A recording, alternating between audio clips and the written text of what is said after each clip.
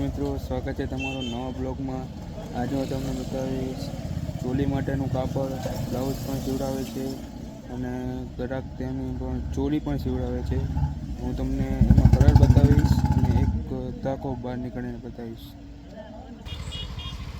તો મિત્રો, આ રીતે એમાં કલર મળી જવાના છે તમને। આખું ભરેલું કાપડ પણ મળી જવાનું છે અને સિલ્કમાં આખું ભરેલું પણ મળી જવાનું છે ચોલી માટેનું કાપડ। આ રીતે આખું વર્ક વાળું આવશે ચોલીનું કાપડ ને આખું વર્કમાં આવશે।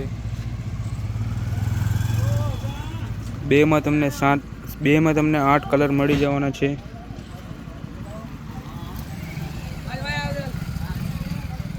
તમે જોઈ શકો છો।